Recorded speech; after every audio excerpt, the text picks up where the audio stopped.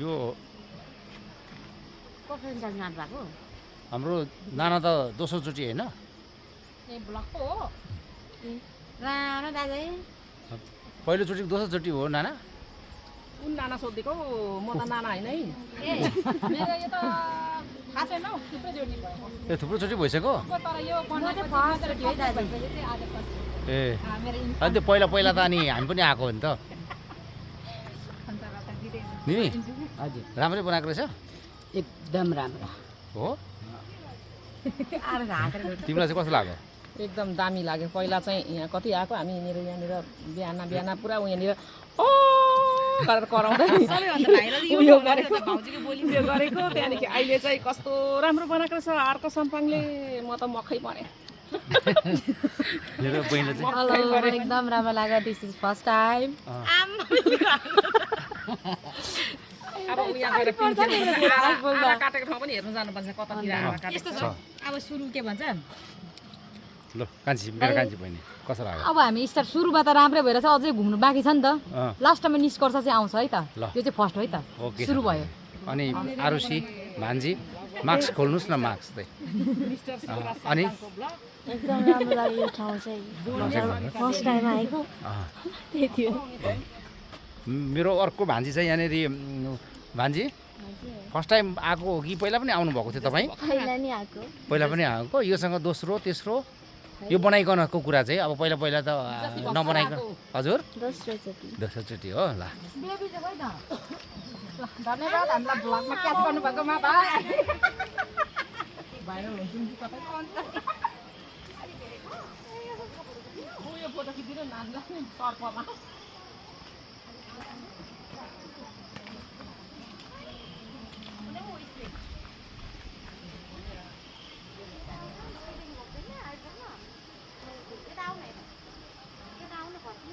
श्रम गरेरै यस्तो बनिन्छ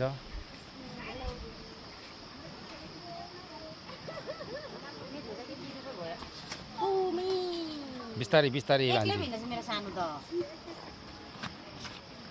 हेलो बेबी बाटोहरू हेर्नु न हौ हजुरहरू के राम्रो छ अब म यता लाग्दैछु अब चट्ट यो यहाँनिर बस्ने ठाउँहरू बनाएको रहेछ साह्रै राम्रो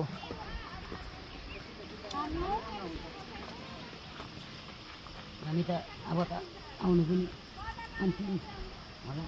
केको अन्तिममा आउनुपर्छ नि आमा त्यसो भनेर कहाँ फेरि आउनुपर्छ नि नि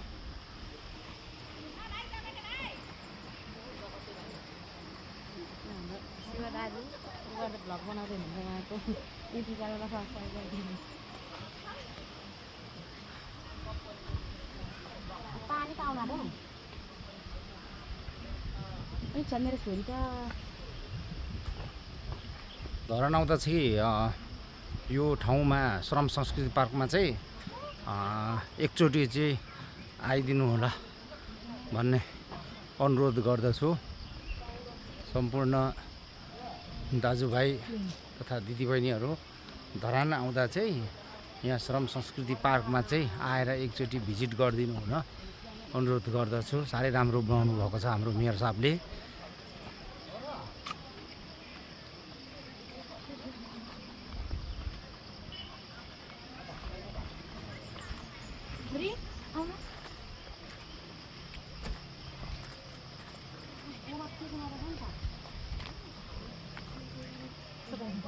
सबभन्दा धेरै ह्याप्पी भएको मेरो कान्छी बहिनी आज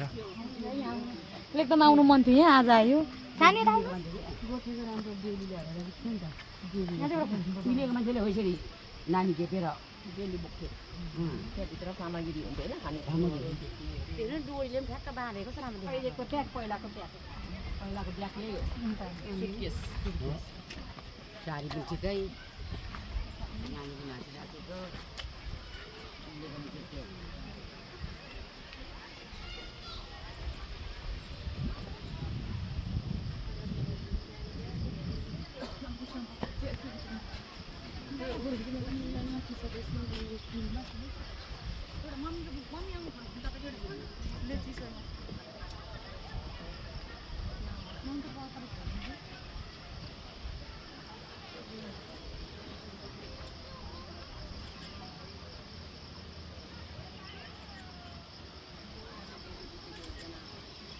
यहाँदेखि जाँदा म भिडियो गरिदिन्छु यता अहिले त आउनु अहिले त यहाँ जाऊ त